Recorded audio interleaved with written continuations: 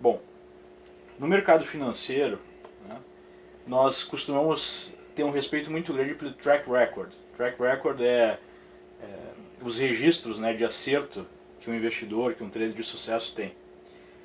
E nesse sentido o senhor tem um track record invejável. Né? Lá em 1992, quando o PT falava de ética na política, o senhor já alertava que a conversa não era bem Era essa. uma treta, era tudo uma treta. É, Eu dizia isso porque eu conheço os personagens, pô. a pergunta é exatamente essa. Como é que o senhor conseguiu, com tanta precisão, traçar aí o cenário político brasileiro 20 anos à frente? Em primeiro lugar, conhecer os personagens e acompanhar, vamos dizer, a duplicidade de discurso deles. Porque você sempre tem um discurso para fora, para o público, e tem o discurso interno, que aparece, vamos dizer, nas assembleias do partido, nas reuniões, nas publicações, etc, etc. Em geral, os nossos comentaristas políticos ouvem apenas a segunda parte. Então, eles não estão sabendo quais são os planos verdadeiros. Não é isso? Então, você tem uma coisa que você fala porque convém e porque aquilo vai dar uma boa imagem. E tem outras coisas que você fala para você se orientar. Não é isso? Então, quer dizer, é só esse segundo discurso é sério, é verdadeiro. O outro é só para constar. Então a gente precisa ter a documentação de tudo. Por exemplo, essas atas de assembleias do PT, assembleias do Foro de São Paulo, ninguém fora do partido lê isso. Então não sabe o que eles estão querendo fazer. Em segundo lugar, existe uma coisa: tudo que aparece na política sempre aparece primeiro em pequenos círculos de intelectuais. Aparece como hipótese, como teoria, etc, etc. Mas se você acompanha essas discussões hoje, você sabe o que vai ser a política dali 30 ou 40 anos. Então dá para fazer previsões muito acertadas, que na verdade não são nem previsões, são praticamente confissões, os caras dizem o que vão fazer. Né? Mas às vezes nós vemos até o partido fazendo declarações públicas, como nós tivemos a última resolução, que fala de conceitos como hegemonia, revolução cultural, né? E parece que a imprensa não interpreta da maneira correta ou não quer interpretar da maneira correta. Sim, porque esses termos, primeiro, antes eram só do diálogo interno, do diálogo técnico, profissional, por assim dizer. E a conversa para fora era outra, completamente diferente. Mas agora, aos poucos, o que era, vamos dizer, o discurso esotérico se torna exotérico, entra no diálogo geral. Isso é normal, mas quando isso acontece é tarde. Entendeu? Quer dizer, aquilo tudo já está em execução. Ou seja, se nós olharmos por esse prisma, o fato desse discurso já estar para o público é um sinal de que o processo revolucionário já está avançado. Nossa, avançou muitíssimo. Que não há mais a preocupação de esconder. Muitíssimo, muitíssimo. Você vê, esse pessoal começou a estudar Antônio Gramsci em 65, quando a editora Civilização Brasileira, que era uma editora do Partido Comunista, publicou as primeiras obras do Gramsci. Né? E começaram a estudar, e uma facção da esquerda ficou estudando isso, enquanto a outra ia para as guerrilhas. A primeira ala sabia que a segunda ia morrer, e que ia usar os cadáveres como garoto propaganda. E foi o que foi feito e foi o que funcionou. Então as guerrilhas acabaram, mas a Revolução Cultural deu certíssimo. Então os guerrilheiros foram boi de piranha apenas. E o pessoal do velho partidão, do pré, sabia que isso ia acontecer. Deixa eles morrer, depois a gente continua aqui fazendo o nosso serviço. A própria Dilma usou muito isso na campanha, que ela foi torturada, enfim, que era uma pessoa... Eu não acredito, olha, esse negócio de tortura, eu não acredito. Aconteceu, mas assim, para cada 1000 que eles dizem, aconteceu um. Porque eu tenho uma contraparente que esteve preso, ficou preso 1 ano, e assim, a notícia oficial no meio esquerdista é que ela tinha apanhado tanto que tinha perdido um rim. Mas acontece o seguinte: eu estive com ela na véspera dela ser presa. E quando ela saiu, a primeira pessoa que a viu fora da prisão fui eu, porque fui eu que fui buscá-la. Ela estava muito melhor do que quando entrou, estava saudável, forte, estava ótima. Não é isso? E depois houve aí uma troca de prisioneiro, ela acabou indo para a Suécia e morou de velho na Suécia. Então nada daquilo aconteceu. Então ou é superestimado ou é modificado. Mas com certeza. Mesmo porque você não tem outras testemunhas senão eles mesmos. Você não tem exame de corpo de delito, não tem coisa nenhuma, não precisa. Serve como propaganda apenas. É claro, você veja, a minha mulher, por exemplo, a gente poderia estar recebendo indenização, porque ela perdeu empregos por causa de inquéritos policiais na época, né? Eu estive preso durante 6 horas. Olha que coisa horrível.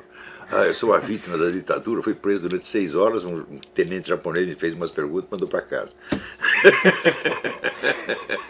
Essa eu não sabia, não sei se eu já tinha falado. É suficiente para... É suficiente para o sujeito se considerar uma vítima. O próprio Paulo Francis disse que teve um tempo muito bom, que ele não tinha ar-condicionado em casa, mas na prisão tinha.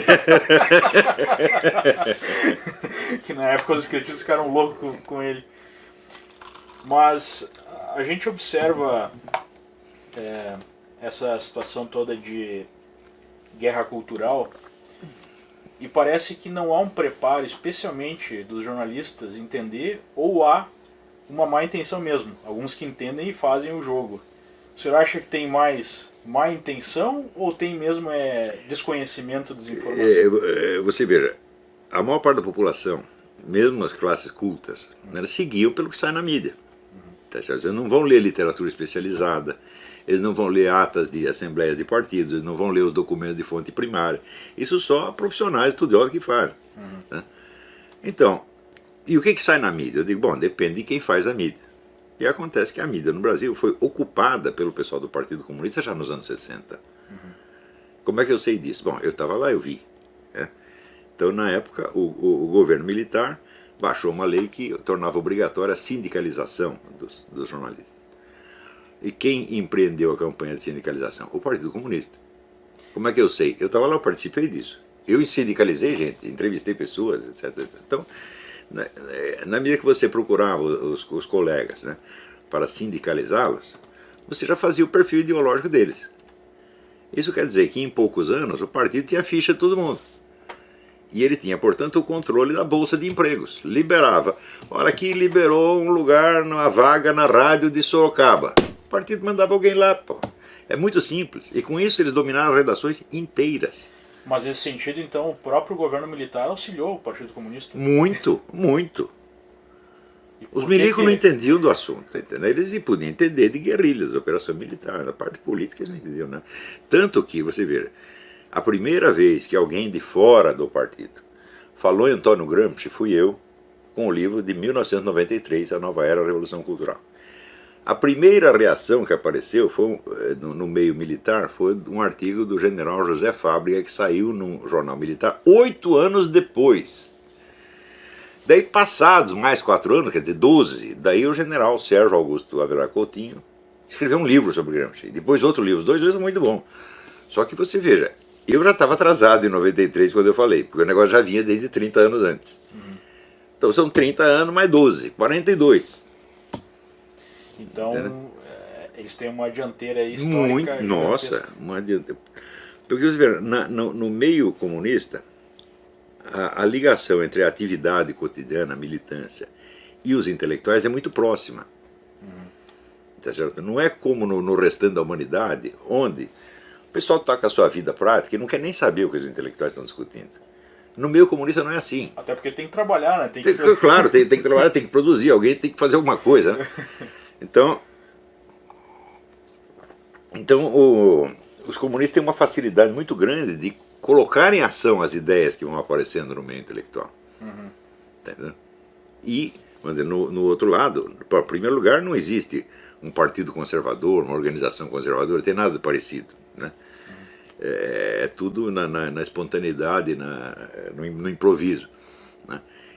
E quando um intelectual comunista diz alguma coisa que pode ser do interesse para a militância, né, aquilo rapidamente entra em circulação. Quando você vai no meio conservador, quando eu digo alguma coisa, o pessoal leva 30 anos para ouvir. Até porque uma das essências do movimento conservador é o individualismo, cada um ter mais capacidade individual, mais liberdade individual. Sim, que é uma coisa que funciona na economia, mas na política não funciona. A política é organização. Política é poder. O que é poder? Poder é o número de pessoas que te obedecem. E o quanto elas te obedecem. Quantas estão dispostas a morrer por você. Fidelidade. Fidelidade. Tá certo? Então, os princípios que fazem uma boa sociedade do ponto de vista econômico e social não são os mesmos que fazem uma boa política. Ou não são os mesmos que criam a eficiência política. Né? Seria como fazer uma guerra com cada um por si, sem nenhuma... Sim. Eles vão privatizar a guerra. Né? E dentro desse contexto, talvez essa seja a única maneira correta de entender o que acontece, né, com o ponto que eu queria chegar com o senhor, que é, por exemplo, a corrupção na Petrobras. A presidente Dilma, o PT, né, as pessoas de uma maneira geral que estão no poder, colocam esses desvios como algo assim individual. Tipo, uma pessoa agiu de forma errada, a própria Dilma fala do mal feito. Só que, para alguém que olha de fora, observa um pouco, fica complicado perceber uma certa recorrência, né, de escândalos, de roubos, e achar que isso é tudo uma falha, né, e não a regra.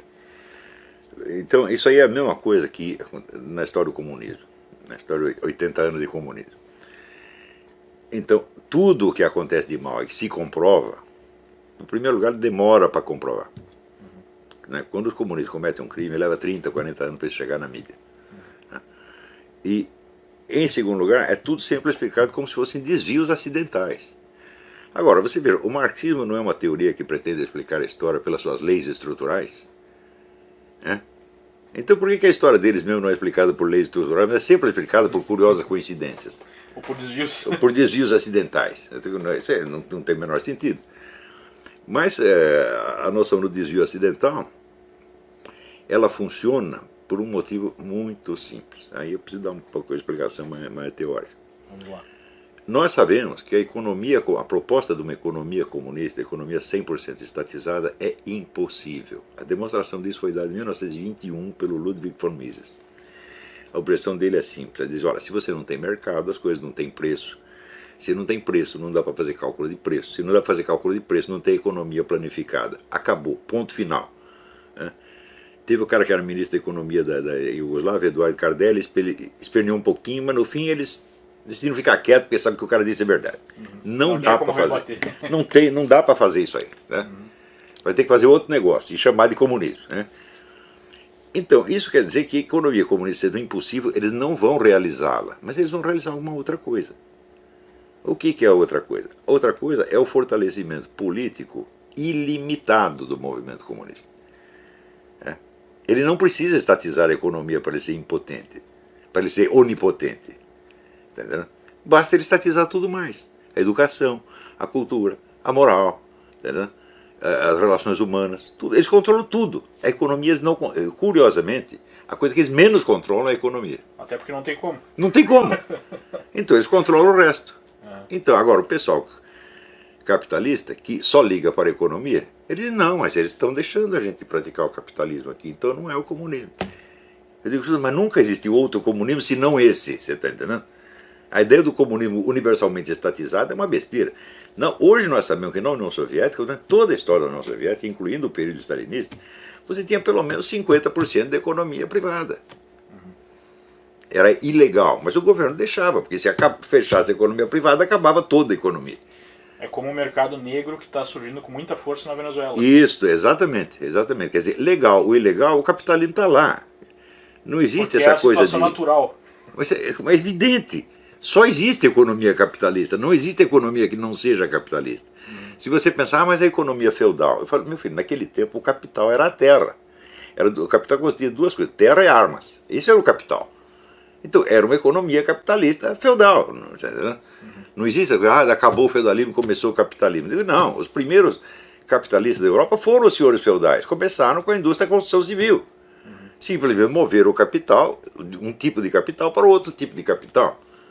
Já foi um grande avanço. Mas claro, então daí começou. Quando eles descobriram o capital financeiro, quer dizer, durante muito tempo, na época em que o poder era baseado na posse da terra e das armas, você ter dinheiro não resolvia nada, porque os caras tomavam o seu dinheiro. Tem a famosa cena no Salammbô, do Flaubert, em que um soldado na guerra diz para o outro, quando terminar a guerra, eu vou comprar uma fazenda, comprar um arado e plantar e ganhar dinheiro. O outro falou, não vou fazer nada disso. Puxou a espada e falou, está aqui o meu arado, eu ganho dinheiro com isso. Por isso que a gente viaja para a Europa e são várias fortificações. Claro, então na época você ter dinheiro não era riqueza, você está entendendo? Porque o dinheiro se tomava. Por exemplo, tinha muito judeu que acumulava dinheiro para emprestar. Tal. Quando faltava dinheiro para os outros caras, o que eles faziam? Invadiam o bairro judaico, matavam os caras e tomavam o dinheiro deles. Pô, né? Esse negócio é baseado nas armas, então o dinheiro não é um poder. Né? Claro que ajuda a ter dinheiro, mas... Veja, quando o sujeito assalta o outro na rua, por definição, o assaltante é mais pobre do que o assaltado. Só que ele tem uma arma e o assaltado não tem. Então, no sistema feudal vigorava assim, era o poder das armas. Quando se organiza, então, começa a se organizar os estados modernos, tal, bom, a sociedade acalma um pouco, tá certo? E você cria um governo centralizado, um estado, e esse estado, então, provê uma certa paz, uma certa ordem, de modo que aí o dinheiro começa a ser um poder. É? Porque há a possibilidade de mantê-lo. É claro, quer dizer, o dinheiro se torna um poder se existe uma base jurídico-policial para sustentá-lo. Ele por si não é poder nenhum. Você pensa, o que é um dinheiro? O que é uma nota qualquer? Você pega uma nota de $1, de R$1. O que é isso? O que está escrito lá? É uma garantia jurídica de que você tem o direito a uma certa quantidade de mercadorias em troca daquilo. Então o dinheiro não é um fator econômico, é um fator jurídico, meu Deus do céu. Tem uma passagem interessante, um seriado novo aqui, fez sucesso nos Estados Unidos da Netflix, o House of Cards, onde tem um congressista, né, muito maquiavélico, e aí ele fala sobre um ex-funcionário dele, um ex-assessor dele, que ele foi trabalhar para iniciativa privada fazendo lobby. Aí ele, uma hora ele vira para a câmera, né, o estilo do documentário é assim, ele faz algumas coisas e comenta com o telespectador. Aí ele fala, coitado, ele acha que o dinheiro é mais importante que o poder. Eu não respeito quem não entende isso. Mas isso é a lição número 1. O dinheiro não é um poder. Em situações normais, onde o dinheiro é garantido pela ordem pública, por um Estado armado, bom, aí ele se transforma num meio de adquirir poder. Você está entendendo? Mas, em geral, quer dizer, o capitalista tem sido sempre, né, o porquinho que você engorda para matar no fim do ano. Isso é sempre assim. Né? Então, seria um pouco aquilo que a Ayn Rand coloca no livro dela, da exploração dos empreendedores e tudo mais por um grupo político. Mas sem sombra de dúvida, nós estamos vendo, e nesse ponto ela tem toda razão. Eu acho que a Ayn Rand como filósofa não é grande coisa, mas como analista desse fenômeno comunista ela é muito boa. Né? E ela tem toda a razão, quer dizer, um grupo político organizado domina uma classe capitalista inteira. Os capitalistas nunca foram classe dominante, isso é absolutamente ridículo. Você diz, e na Revolução Francesa a burguesia tomou o poder. Você está bem, então você vai pegar todos os caras que exerceram o poder na Revolução Francesa e me mostra um capitalista ali dentro. Não tem nenhum. Você tinha intelectuais, você tinha padres, tinha nobres, uma parte da nobreza que aderiu a esse negócio. Entendeu? Capitalista não tem nenhum. Sim, até porque, via de regra, o capitalista está preocupado em produzir alguma coisa, em inventar alguma coisa, em trabalhar. É evidente, quer dizer, a especialidade do capitalista é gerar riqueza, né, e não roubá-la dos outros.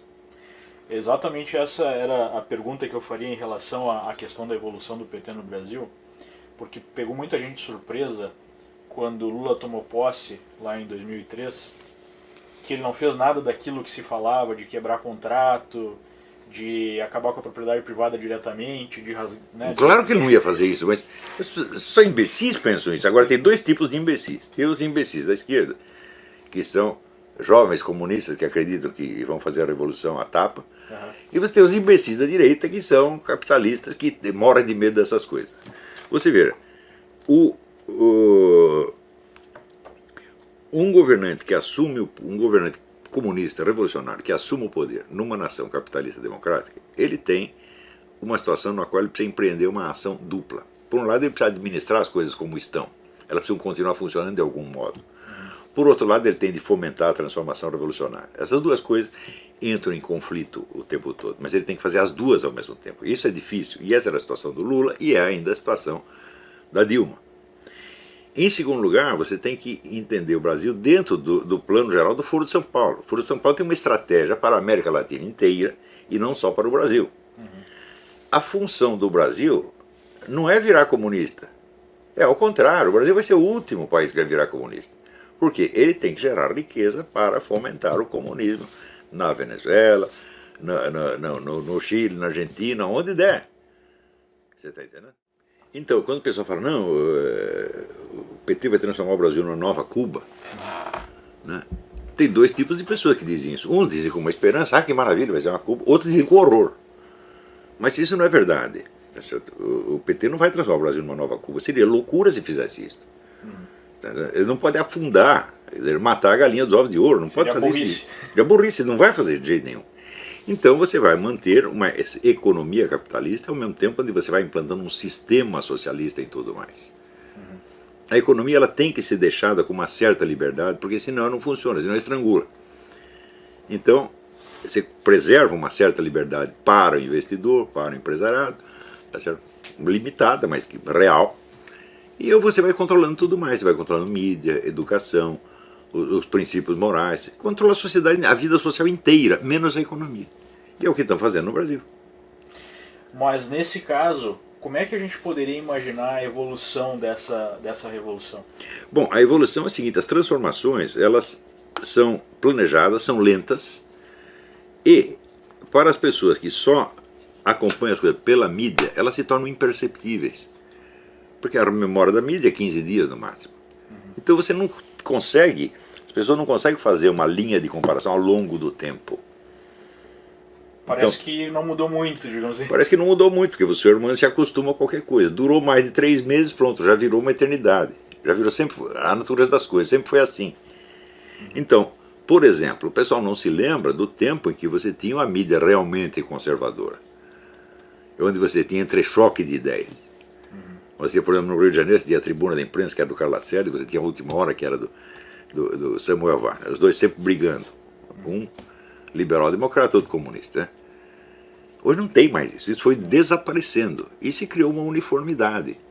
Isso foi algo que chamou bastante a minha atenção quando eu comecei a acompanhar mais a mídia americana, que existe claramente uma linha editorial, tanto de esquerda quanto de direita. E fica claro para todo mundo. Mas no Brasil não tem mais. Não. No Brasil, parece que é uma busca assim. E o pessoal se acostumou com isso. Pela isenção, pelo politicamente correto, por não demonstrar nenhum lado, né, e chamam isso de jornalismo. E outra coisa que funcionou foi a tal da estratégia das tesouras, né, onde você designa um partido comunista mais radical, que vai promover as mudanças, e outro, mais discreto, cuja função, sobretudo, é amortecer, anestesiar e desinformar. Então, esta segunda ala é o que domina a mídia. A mídia não é comunista. Né? Ela simplesmente é desinformante. Ela está aí para acalmar as pessoas. Mostrar que está tudo na mais perfeita ordem.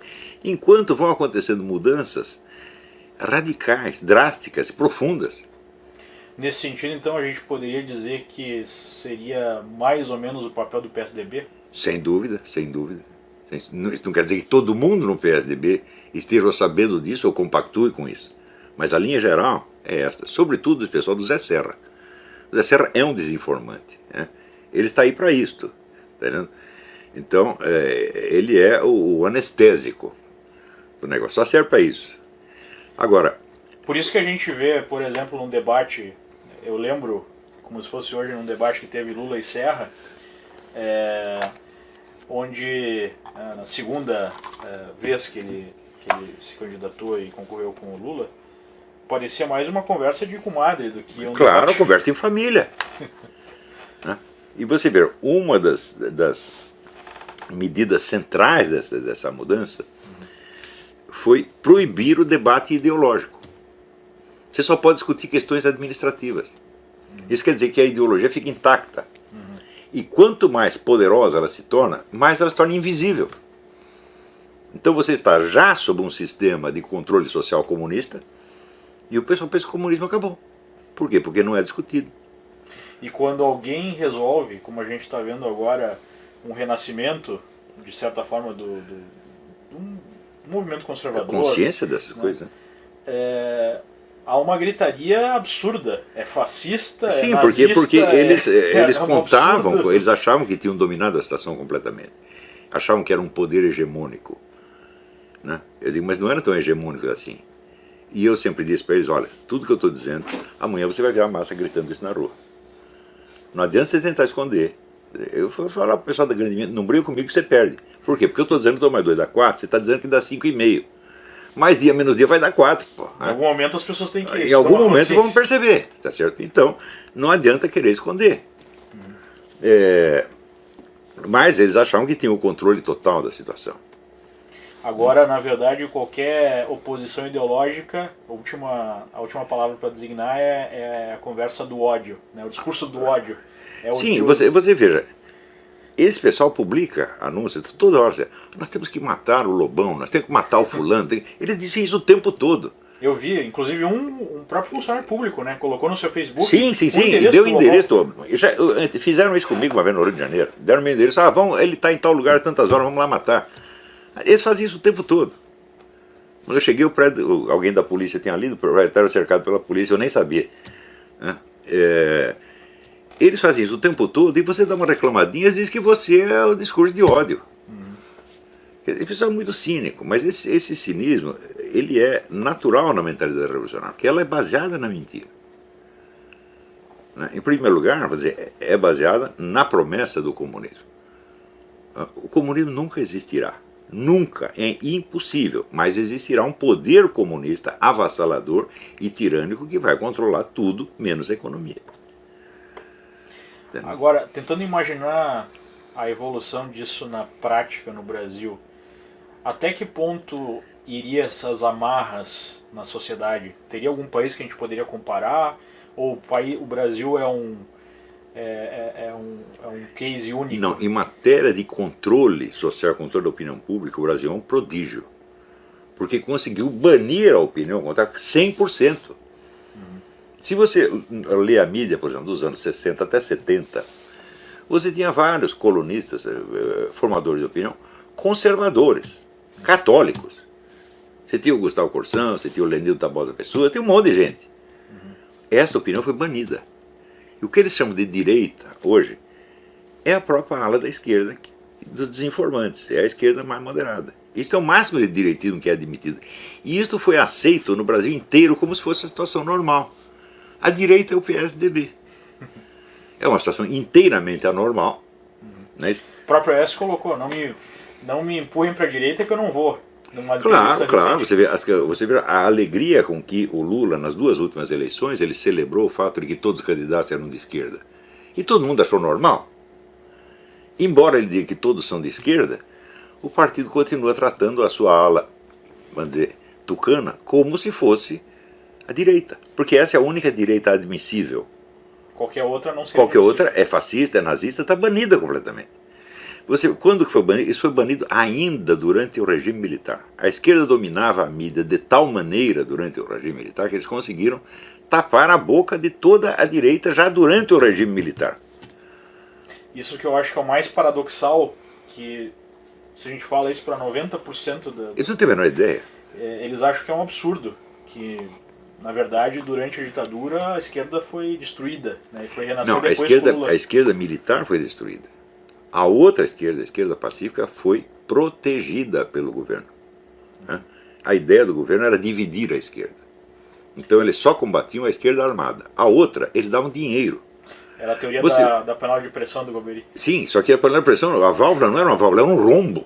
Né? Então, você vê o que aconteceu em todos os jornais no Brasil. Todos eram dirigidos por gente de esquerda e só entrava gente de esquerda. Hoje mesmo saiu um depoimento naquela página Socialista Morena, esqueci o nome da moça.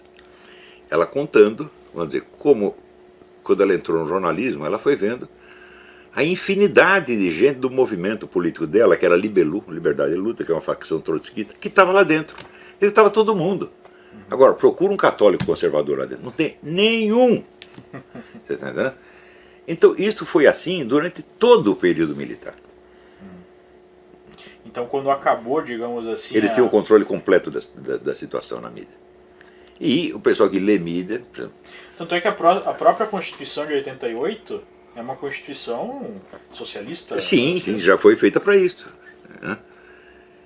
Então, você pensar, por exemplo, o governo esmagou a esquerda, fala, pera, então você me mostre um filme anticomunista que tenha sido feito pelo governo militar. Um filme de propaganda anticomunista. Tem nenhum. Zero. Me mostra um livro anticomunista que o governo tenha publicado. Nada. Me mostra um jornal anticomunista que o governo tenha financiado. Nada. Eles não fizeram nada nessa área. O argumento deles é que eles agiram através da censura. Censuravam os jornais, censuravam revistas, não deixavam as coisas... Sim, de fato eles censuravam. Porém, como era feita a censura? A censura era um funcionário da Polícia Federal que ficava na redação, às vezes ficava fora no Estadão, eles não deixavam entrar. Veja, o censor ficava na portaria. Né? Primeira vez que o censor entrou, o Rui Mesquita mandou todos nós sairmos da redação, nós todos saímos, o cara ficou sozinho lá. E ele vetava uma notícia ou outra. Ou seja, ele não influía na linha editorial. Era uma censura pontual. Sim, o senhor era testemunha viva disso. Sim, eu estava lá. Matérias que eu escrevi, muitas foram cortadas. Né? Uhum. Então, era uma censura pontual. E, mais ainda, em segundo lugar, todas as notícias que eram proibidas acabavam sendo publicadas depois. Ou publicadas simultaneamente de maneira mais ou menos camuflada. Tem caras que se tornaram especialistas em transmitir notícias proibidas. Um era o Vilas Boas Correia, que escrevia no Estadão, Jornal da Tarde. Ele escrevia numa linguagem toda barroca e passava a informação. Entendeu? Então as notícias acabavam sempre sendo liberadas, mais cedo ou mais tarde. Até porque os em censores segundo eram lugar, meio limitados também. Claro, a gente não tinha preparo para isso. Né? Isto quando não acontecia, como aconteceu no Pasquim, que o censor era amigo dos caras. Entendeu? E ele ficava lendo as matérias junto com a namorada dele. E ela gostava do Pasquim, ela dizia, não, benzinho, deixa isso aí passar. Foi assim. O próprio pessoal do Pasquim conta isso. Então, vamos dizer, foi uma coisa muito limitada, não tem comparação com o controle total, tá certo? Que veio depois exercido pela própria esquerda. Então, hoje nós estamos sob um regime de censura muito pior do que a ditadura jamais implantou. Sim, porque em certo nível é uma censura muitas vezes autoimposta.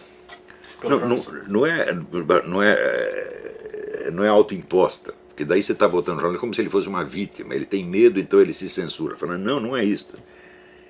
Isso não é uma censura autoimposta, isto é um controle total da mídia.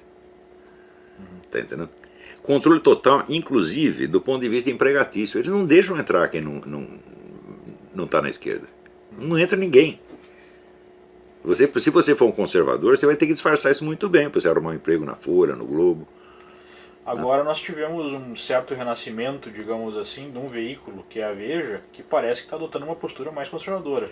Sim, quer dizer, a Veja está restaurando um jornalismo que existia 50 anos atrás. É verdadeiro jornalismo conservador de direita. Né? É só a Veja que está fazendo isso. E está tendo aí um crescimento violentíssimo. Mas é evidente, porque, você veja, a mídia chapa branca, ela agrada o governo, mas não agrada a população. Todo mundo percebe. Todo mundo percebe e se cansa daquela coisa. Aquele negócio uniforme, homogêneo, todo dia a mesma conversa, dando a impressão que está tudo bem. Né? A pessoa se cansa disso, não cria entusiasmo. Agora, eu converso bastante, inclusive para esse especial aqui a gente falou com alguns parlamentares, inclusive o Luiz Carlos Reis, que é líder da bancada ruralista do Congresso, uma bancada com bastante poder, e a gente perguntava para ele, poxa, as pessoas estão com medo, né, dessa, digamos assim, dessa agressividade aumentada do PT em relação a colocar abertamente o controle da mídia, os conselhos populares, que nem tem na Venezuela, e uma série de outras medidas. Aí ele coloca, olha, o clima do parlamento, eu acho que não permite que esse tipo de coisa prospere.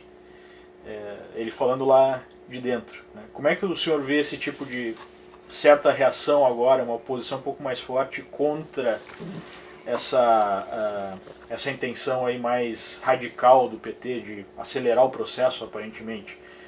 De fato, o senhor percebe essa oposição ou é mais do mesmo? Né?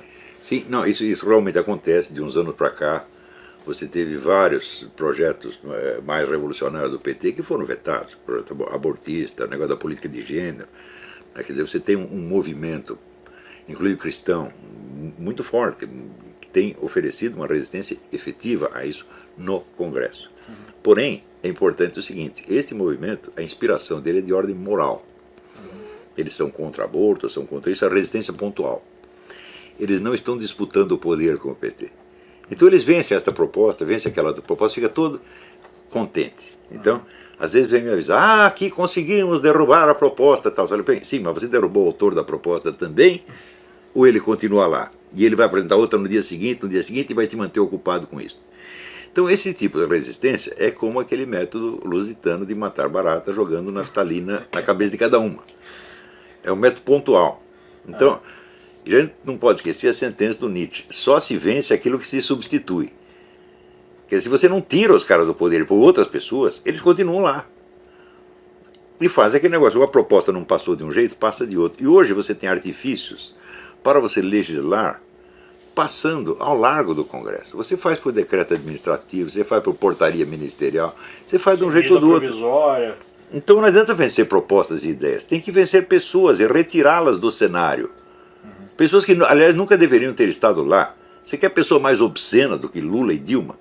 A figura deles é obscena. O que eles dizem é obsceno. As pessoas nunca poderiam estar na vida pública.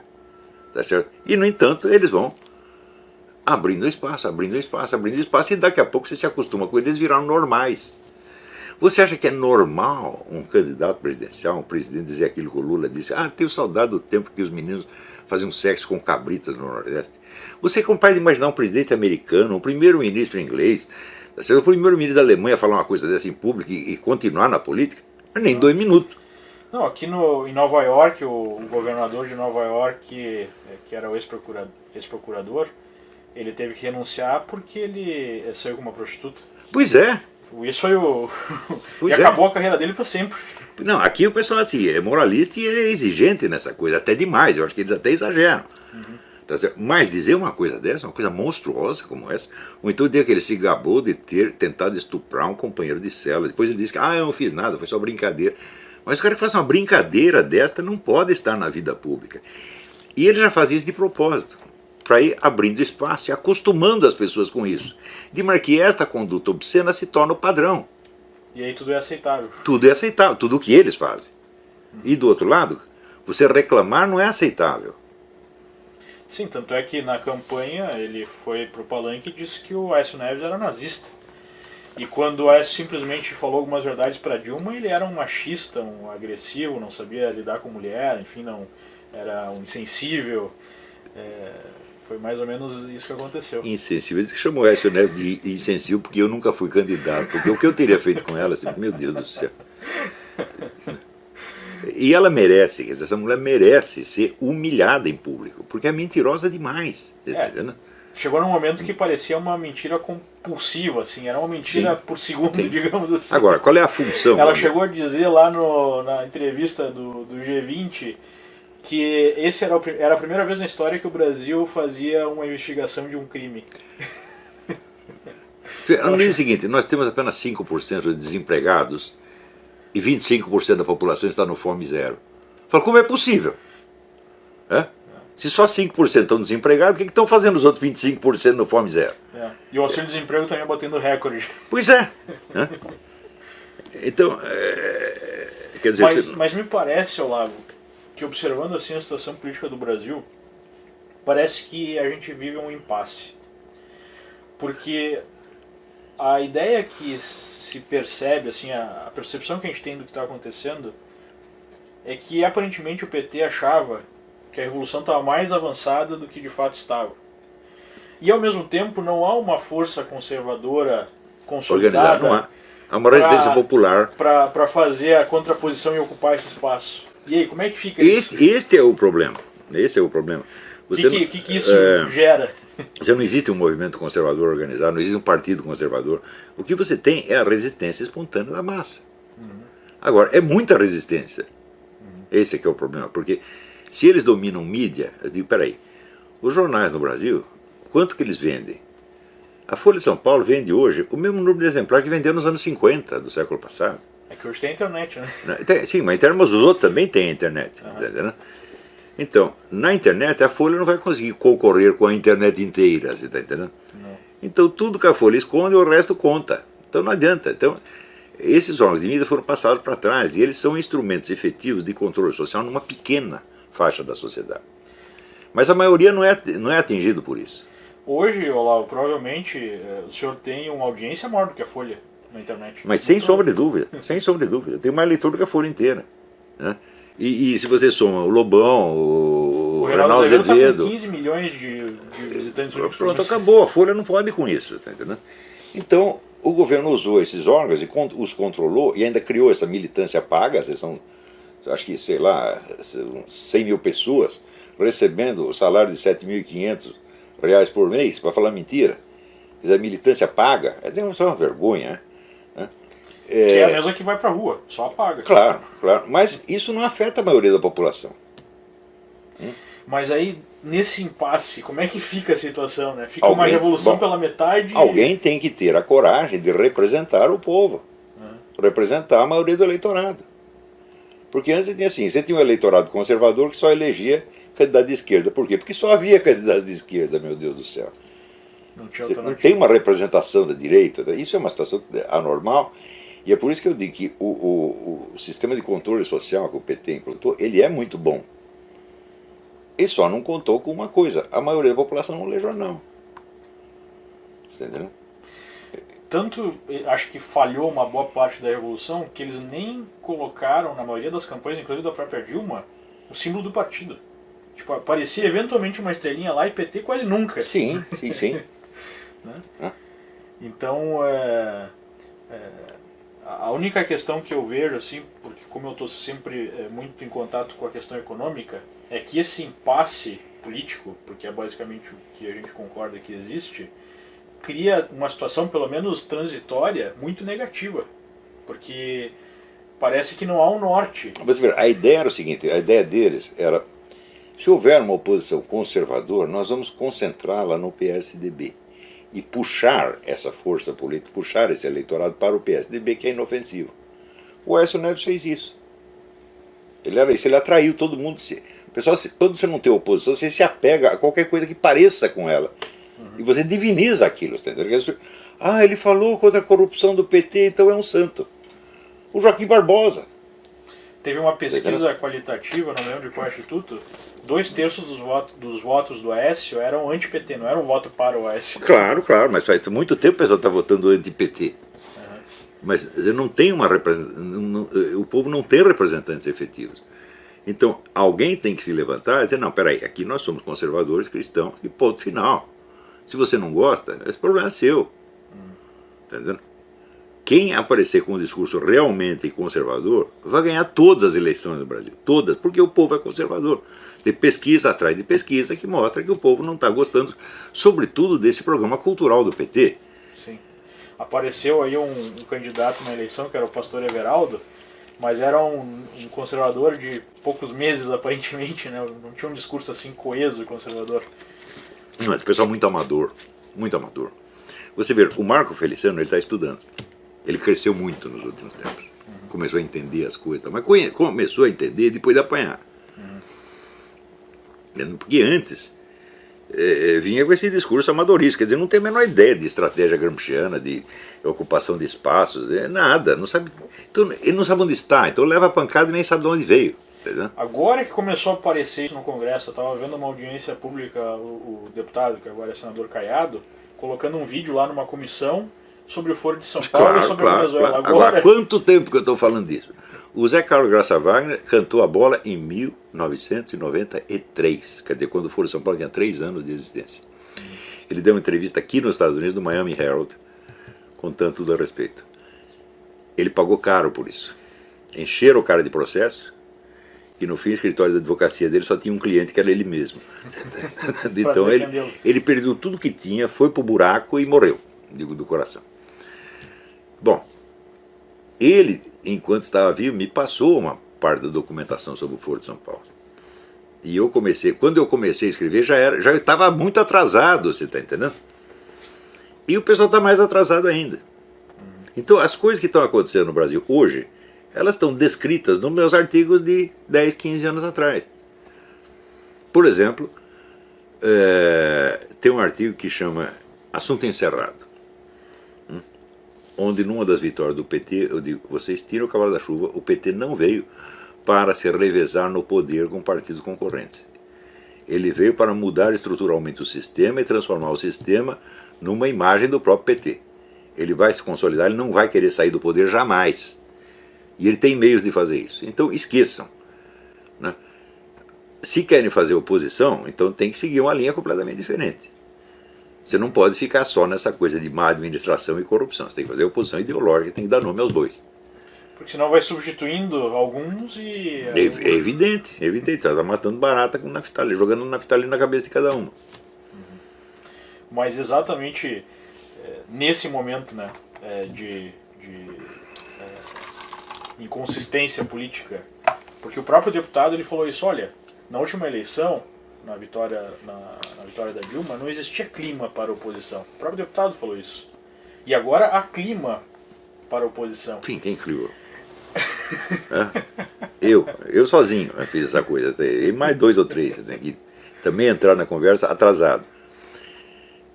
Eu sabia que tudo isso ia acontecer, que era inevitável que acontecesse, tá certo? Mas dá trabalho, tá entendendo? Quer dizer, quando você tem uma situação que ela é insustentável em si, você empurrando, ela cai. Mas pode levar um tempo. Mas, agora, o problema é que todas as pessoas que estão estruturalmente contra esse sistema petista, não só nas suas ideias, mas na sua realidade, pessoas cuja existência é incompatível com isso, a cabeça delas é feita pela mesma mídia que foi programada para excluir o debate ideológico. Então como é que eu posso mostrar para o cara, olha, há um perigo comunista aí atrás de você, se ele acredita que o comunismo não existe, porque os comunistas botaram isso na cabeça dele. Então ele faz questão de ficar indefeso. Você entendeu? Ele já tem um antídoto dentro dele. Eu quero lutar pelos meus interesses, contanto que eu não reconheça que o inimigo existe. E falar isso não dá para fazer. Agora, o que começou de oposição foi um movimento liberal. Sobretudo no Rio Grande do Sul, havia aquele Fórum da Liberdade que reunia 3.000 pessoas todo ano e tal. Só que a tônica deles era na esfera econômica. Eles falaram, nós fazemos propaganda das ideias liberais. Eu digo, isso é muito bom, está certo, porque na economia vocês têm a doutrina certa, vocês têm a teoria certa. Só que politicamente isso é inócuo. Porque todo o seu discurso pode ser absorvido pelo próprio PT. Por quê? Porque ele precisa da economia liberal, meu Deus do céu. Então vocês vão todos acabar trabalhando para o PT, sem saber. Tá entendendo? E vão ficar contentinhos porque tem economia liberal. Você tem economia liberal, mas você não tem uma sociedade liberal. Você tem economia liberal com controle estatal da opinião pública, controle estatal da educação, controle estatal da vida familiar, controle estatal de toda a vida social, exceto da sua empresa, meu filho. E será que nesse quesito a Dilma não cometeu um erro estratégico de avançar demasiadamente sobre a economia? Sim, eles não... Veja, como todo processo revolucionário, você tem um acelerador e um breque. Quer dizer, o acelerador estava geralmente na Venezuela e Cuba, né? E o breque estava no Brasil. Né? E eles acharam, se você acompanhar as discussões internas do PT, você vai ver que tinha muitas facções ali no PT que estavam exigindo que a Dilma acelerasse o processo. Olha, a fase da transição acabou, agora nós temos que passar para a implantação do socialismo. E a Dilma acreditou. E meteu os pés pelas mãos. Quando chegou aquela passeata do passe livre, o que aconteceu? Os comunistas lançaram um movimento que era contra o Alckmin e contra outros governadores de direita, entre aspas. Era pelos 20 centavos. Para fazer oposição ao Alckmin. Sim, exatamente. O que aconteceu? A massa, né, tomou conta do negócio, a massa conservadora virou uma passeata, virou um movimento de protesto conservador. E foi expulso as bandeiras. Daí o que o governo fez? Então cancela, para tudo. Eles perceberam que eles não tinham controle da situação. Quer dizer, eles estavam se achando que estavam por cima da carne seca. Fizemos aqui a Revolução Gramsciana. Eu digo, bom, você fez a Revolução Gramsciana nas universidades, aí no parlamento, uma certa classe média alta. Né? O povão vocês não atingiram e nem podem atingir. Então o povão vai estar contra vocês. Entendeu? Agora, a sorte sua é que não tem quem o represente. Você está entendendo? E aí fica essa situação de impasse. Que eles não têm o poder, tipo, tem o poder, não tem mais a relevância que achavam que tinham e o controle que achavam que tinham, mas não tem ninguém para substituir. Claro, agora enquanto esse pessoal tiver medo da mídia, não posso dizer tal coisa, porque o que vão dizer de mim?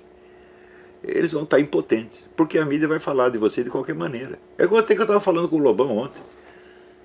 Olha, o pessoal do MAV, que é a militância paga do PT, foi instruído, tem um boletim lá deles, dizendo o seguinte, a orientação era, você vai lá na passeata e procure no meio das passeatas as pessoas que estão pedindo intervenção militar.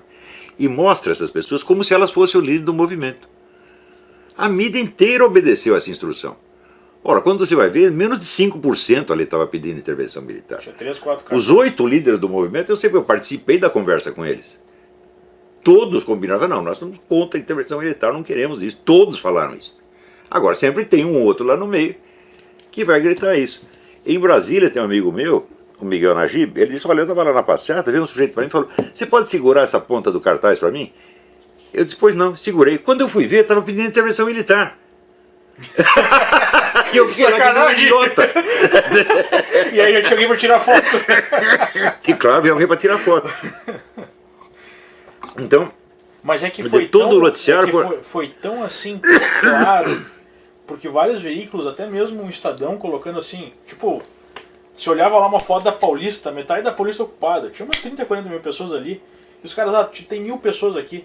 Isso foi tão claro assim. Isso é uma coisa espantosa, porque ele tinha 1000, 2000 pessoas, eu digo, olha, é um prodígio, porque quando teve a passeada do MST, disseram que tinha 12 mil pessoas. Eu digo, então, como é que 1000 pessoas conseguem ocupar a Avenida Paulista inteira e 12 mil pessoas cabem embaixo da marquise do MASP? É um milagre arquitetônico, é?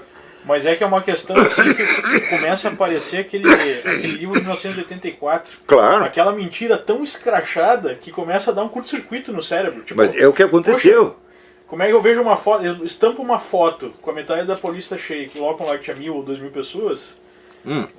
É estranho. Então é isso que eu estou dizendo. Olha, se o pessoal fica chocado, diz, não, mas a mídia é parcial. Falo, a mídia não é parcial. A mídia é parte da militância, ela é parte da operação. Está entendendo?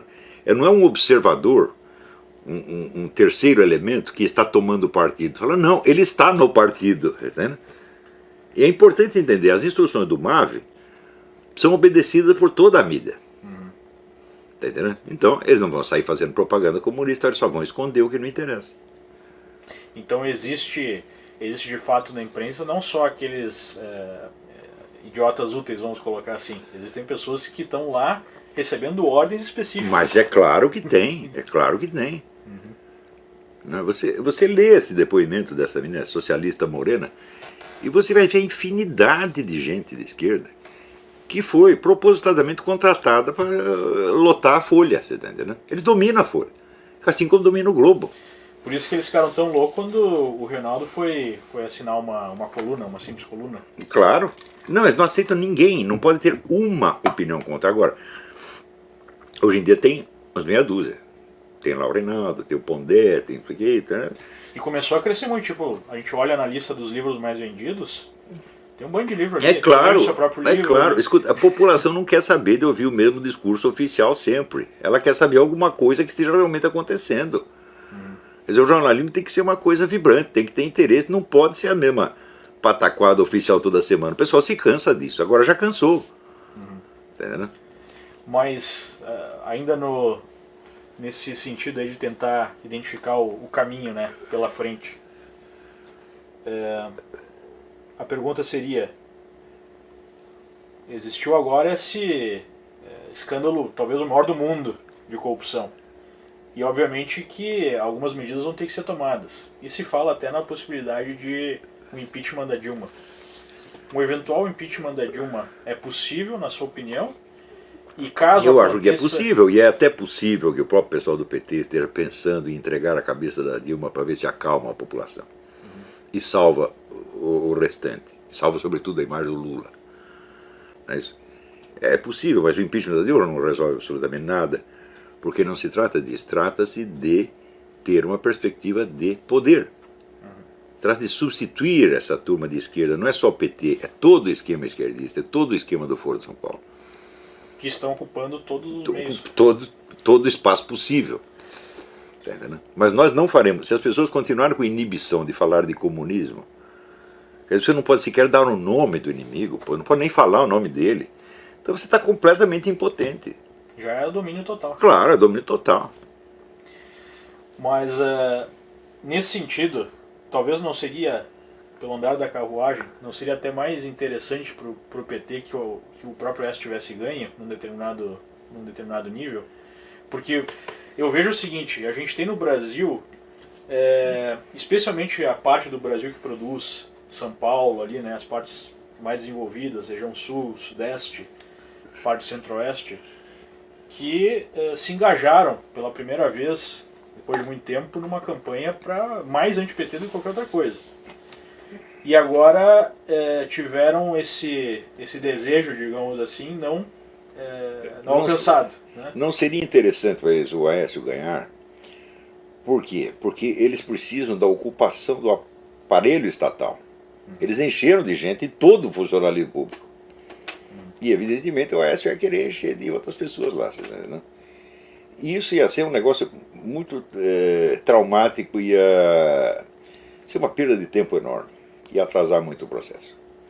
Porque acontece o seguinte, o PSDB ele funciona como desinformante. O que é desinformação?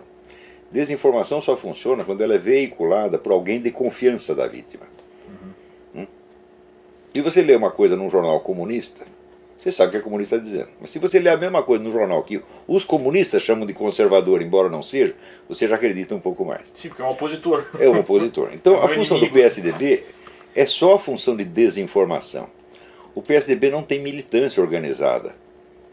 Você está entendendo? Então o PSDB não pode ocupar o aparato estatal como o PT ocupou. Ele não tem quem botar lá. Está entendendo? Então, o que aconteceria? Se elegesse o Aécio, ele ficaria isolado lá. Cercado de petista por todos os lados e ia ter que acabar obedecendo os petistas. Não é isso? Ou então seria retirado de lá com a maior facilidade, como retirar o Collor, com 2 cuspidas. Tá? Ou então, se ele quisesse realmente substituir o pessoal petista por gente dele, e isso seria um negócio enormemente traumático para os 2 lados. Então não convinha para ninguém.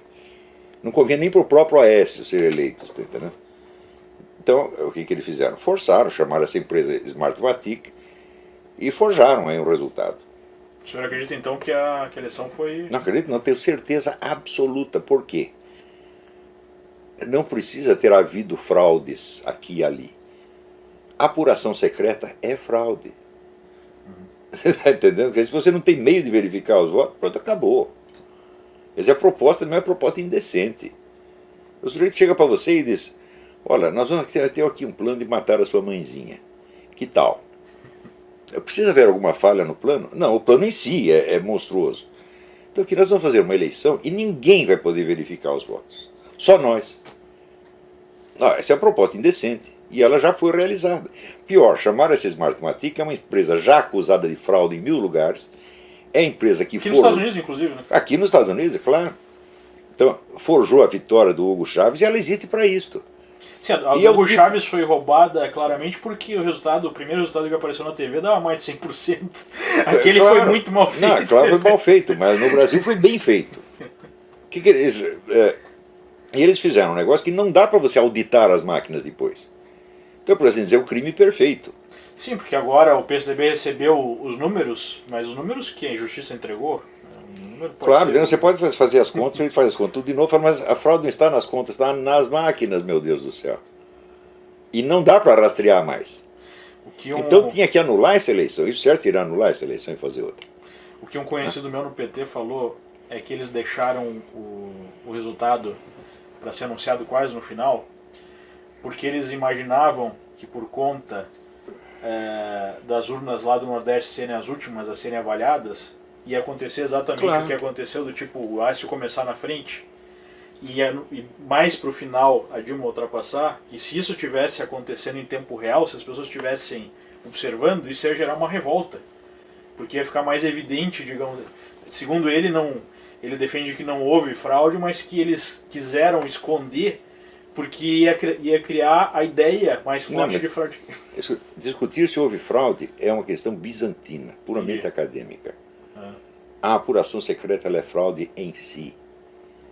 Não interessa, roubou 3 votos, roubou 1 voto para Dilma. Não interessa se roubou não é válido. Não é válido, uma apuração secreta simplesmente não é válida. Agora, você veja, o sistema hegemônico chegou a tal ponto que o pessoal aceitou isto. Agora, você aceita isso e depois você fica dizendo, ah, houve uma fraude nesta urna, houve outra fraude naquela urna. Meu Mas Deus! desculpa que tinha que esperar o fechamento das urnas no Acre para começar pra... Quer dizer, mas isso é irrelevante, você tá entendendo? A única coisa relevante é o seguinte, é a apuração secreta. E isto, por definição, é uma fraude. Não há Quando transparência. Foi anunciado, já anunciou o resultado final. Não tem transparência nenhuma, é totalmente opaco. E os caras propõem isso e você aceita. Não é isso? Isso é a mesma coisa que você, né, aceitar Sim. um estupro e depois reclamar que está doendo, porra. Tá entendendo? Vamos fazer uma votação aqui para o síndico do prédio. Então dá os votos aqui para mim, eu vou lá na sala, vou contar e depois eu vejo quem ganhou. Claro. Tu entra naquele negócio do Stalin falando, não interessa quem vota, interessa quem conta os votos. E ele mesmo, ao contrário, são, parece que 23 pessoas apenas. Não é isso? Então, o sistema é fraudulento em si. Não precisa ter havido fraudes pontuais para piorar o negócio. Né? Fora as fraudes durante a eleição, né? Claro, mas não precisa nem contar, vamos esquecer, fazer de conta que não houve essas fraudes. Porque sair com um carro de som dizendo, se você não votar em mim vai perder o Bolsa Família, isso é fraude. Bom, claro, é evidente que é. Né? Agora, você viu que tem no Rio já tem 53 mil pessoas ameaçadas de perder o Bolsa Família essa semana, porque não tem dinheiro. Exatamente, mas Então, esse era um ponto lá que eu queria chegar. Nós estamos vendo aí que por todos os lados, né, a gordura acabou. O Lula deu uma sorte tremenda, né, de pegar uma economia global injetando liquidez, enfim, melhor impossível para o Brasil. Desde a crise de 2008 isso parou e desde então o PT vem empurrando com a barriga e até tomando decisões horríveis. Né? O próprio Henrique disse, olha, a Dilma precisava ganhar um prêmio Nobel da Economia porque é difícil estourar tudo ao mesmo tempo. claro, e ela conseguiu. Claro, conseguiu. Mas essa situação econômica que a gente não vê outra forma, né, dos acontecimentos tomarem um curso diferente, a situação econômica vai piorar. Isso por si já não pode ser a faísca para um movimento de oposição mais forte ainda? É o que tem de acontecer. Alguém tem que levantar as bandeiras conservadoras de sempre, tá entendendo? É assim, é economia privada, é moral judaico-cristã, é o mesmo de sempre. Agora, se os outros vão chamar de fascista, eu digo, você está ligando para isso, meu Deus do céu? Eles vão chamar você de fascista de qualquer... Eles chamam o Zé Serra de fascista, meu Deus do céu. Quer dizer que é um sujeito mais bonzinho do que ele. Agora, nesse momento, quando essa oposição vai tomando corpo, qual é que vai ser a reação do PT? O que o PT vai fazer? Não vai poder fazer nada. Nada. Ele vai ter que assistir quieto e vai apanhar quieto. Não vai radicalizar, não vai... Só vai... Mas é radicalizar com o quê? Com essa militância paga que eles têm? Que não dá para... que cabe tudo embaixo da marquise do MASP? E se der um tiro para cima, sai todo mundo correndo. Sai todo mundo correndo, entendeu? Eles não têm mais jeito, eles perderam o bonde. Tá entendendo? Agora, o pessoal, se não ocupar a vaga deles, é porque não quer. É porque está tão dominado mentalmente que está vendo que o adversário está moribundo e mesmo assim você ainda tem medo dele. Quer dizer, é uma escravidão psicológica o que aconteceu no Brasil. Então, eu acho que esse esquema petista é facílimo de derrubar. Não é derrubar. Que as lideranças que estão aí conseguem fazer ele é facílimo de ser destruído. Destruído para sempre. Então, você não pode vencê-lo, você só pode destruí-lo. Esse é o ponto. Agora, você quer destruir, se você não quer destruir, ele vai vencer. Mais ou menos quando o PSDB se une e diz, não, é muito cedo para a gente falar em impeachment, não vamos falar em... a gente está no regime democrático, não vamos... Olha, nós estamos assim na posição, assim, uma mulher estuprada que está com uma arma na mão. Ela não pode vencer o estuprador, ela só pode matá-lo. Você está entendendo? Se ela for resistir, fazer força, não adianta, ela é mais forte. E ela não quer matá-lo. Então pronto, então acabou. Esta é a situação. Então o pessoal está com a faca no queijo da mão e o queijo da mão para destruir esse esquema de uma vez por todas. Destruir, criminalizar, fazer um inquérito sobre o Foro de São Paulo. Por exemplo, de onde veio o dinheiro do Foro de São Paulo? Essa coisa dura 20 anos. Tem assembleias, tem reuniões toda semana, é gente para cá, gente para lá, hotel de 5 estrelas. Quem está pagando essa coisa toda? Não, é óbvio então, que vem num esquema como esse da Petrobras. Claro, é evidente, tá certo? Então o Foro de São Paulo é a fonte de toda essa corrupção. Tá entendendo? Não dá para você analisar a coisa só do ponto de vista administrativo, tá certo? De financeiro, sem ver a autoria política do negócio. Então, vocês querem destruir o Foro de São Paulo ou não? Se você quer só, quero tirar a Dilma, quero vetar este projeto, você vai perder. Então a gente corre o risco de ficar por um bom tempo numa situação em suspenso. Sim. O que seria, pelo menos do ponto de vista econômico, horrível. A mulher vai continuar sendo estuprada com o revólver na mão. Tá entendendo? É o que está acontecendo agora. Dá para destruir tudo isso rapidamente. Uma meia dúzia de inquéritos acaba com isso aí. Então, por exemplo, essa ligação PT-FARC, esta é a coisa mais comprovada do universo. Não quer dizer que a FARC deu dinheiro para o PT, nem que o PT deu dinheiro para a FARC. Não, eles têm uma aliança estratégica. E se um partido legal faz uma aliança estratégica com uma organização criminosa, ele é uma organização criminosa também, mesmo que não tenha levado um tostão. Entendendo? Então, é só investigar, comprovar essas coisas e derrubar esses caras, tirá-los da vida, não do poder agora, tirá-los da vida pública para sempre. É sanear o Brasil, entendeu? Quando a gente começa a falar nessas coisas, obviamente que vem aquele rótulo, discurso do ódio, discurso agressivo, discurso... Quem está falando em matar pessoas são eles, eu estou falando apenas em tirá-los da vida pública. Só uma questão de... Mas escuta, se a gente vai ter medo dessa rotulagem, então você já é um escravo mental deles. Fala, pô, pouco me importa o que eles vão dizer, eles vão mentir de qualquer maneira. Eles só existem para isso. Claro, a mentira neles é estrutural. Porque... Você veja, eu vou repetir aqui. Esse movimento comunista é um negócio baseado numa proposta que eles sabem que é impossível. Então eles dizem que vão fazer uma coisa, mas eles vão fazer outra completamente diferente. Os líderes sabem, né, Olavo? Porque tem um monte Sim, de... os líderes sabem, evidentemente. Então, o que é o comunismo? É a socialização dos meios de produção. Falaram, não, meu filho, o socialismo é a estatização de tudo mais, exceto os meios de produção. Socialização especialmente da mente de... Da mente de todo mundo. Eles querem dominar as almas, não é a economia. A economia eles não podem dominar.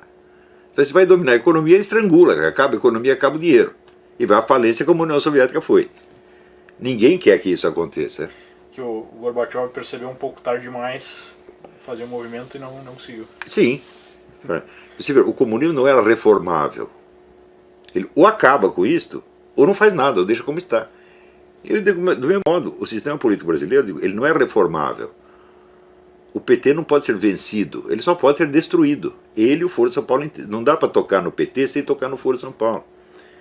E sem tocar... um tumor e deixar ele lá. Claro. Quer dizer, ou você mantém o tumor ou você deixa ele lá. Agora só tem que cortá-lo. Como é que você vai melhorar um tumor? Você entendeu? É isso que eu acho que uma boa parte da opinião pública não percebe. Né? Ainda não perceberam. Mas para isso tem uma coisa, você precisa querer o poder. E o Lula dizia, não tem problema com a oposição porque não tem perspectiva de poder. Eles só querem viver suas vidinhas. Mas nós queremos o poder, nós temos o poder. E alguns dizem que o Lula é burro. Não, ele é burro no sentido de moral. Ele não atina com a imoralidade do que ele está fazendo. Ele é um psicopata, ele não tem consciência moral nenhuma, zero. Né? Mas esperto ele é. Malandro. Malandro, tá certo? Agora, o senhor falou desse movimento comunista nacional. Obviamente que é o Foro de São Paulo, o movimento que acontece na América Latina, ele não é sozinho. Ele deve responder alguma coisa ainda maior, enfim, ele vem de um processo histórico maior. Né? Sem dúvida. Mas, rastrear isso aí já é mais complicado. Mas você pode ter certeza que os contatos da KGB na América Latina nunca foram cancelados, nunca foram rompidos, eles estão lá. Qual é a profundidade da penetração da KGB no Brasil, por exemplo? Você vê, o sujeito que era o chefe do escritório da KGB no Rio de Janeiro, em 64, ele disse que na época eles tinham 100 jornalistas brasileiros na folha de pagamento, em 64. Isso hoje, que toda a mídia fala que foi a CIA que organizou o golpe de 64. Então é o tal negócio, vocês acham que foi a CIA? Então tá bom, então você vai me dar o nome de um agente da CIA, que estivesse lotado no Brasil na época. Tem nenhum, nunca citaram nenhum. Agora, os nomes dos agentes da KGB que estavam na mídia, que estavam infiltrados no governo, começam a aparecer agora. Graças àquele rapaz da Tchecoslováquia que está traduzindo os documentos. É só traduzir os documentos e ver todos lá os nomes. Os caras estavam no governo, meu Deus do céu. Você teve um embaixador brasileiro em Moscou que era agente da KGB. Agora esqueci o nome do cara, senão dá aqui.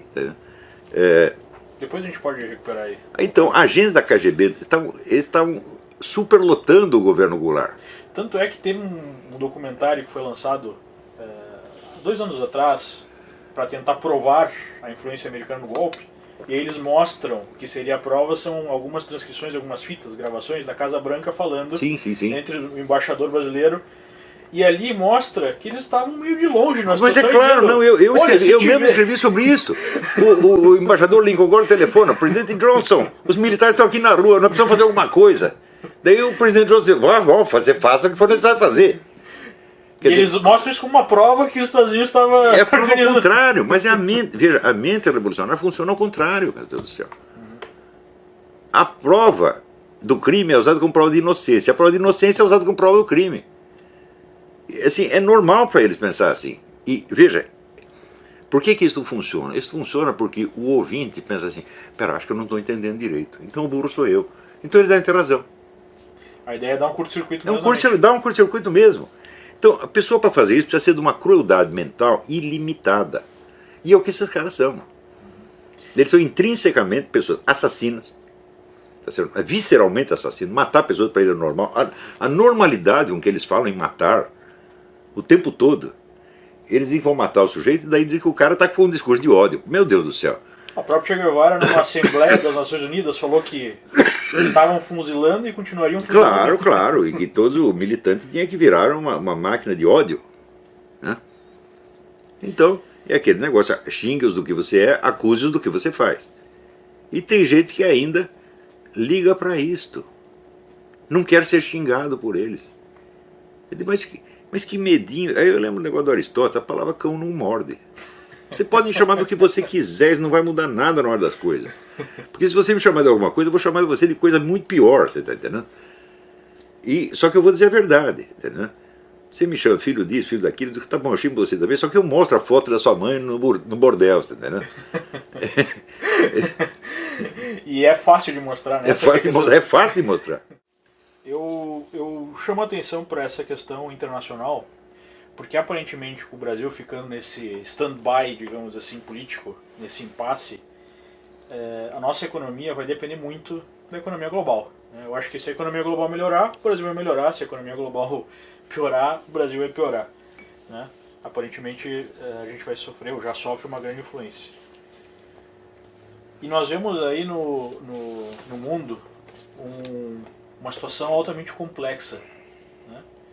Nós temos os Estados Unidos, que obviamente está com uma recuperação econômica mais forte, porque intrinsecamente tem aí instituições mais fortes, tem um mercado mais forte, né? Tem valores aí de longo prazo que ainda existem, apesar de estarem sendo, digamos assim, ameaçados.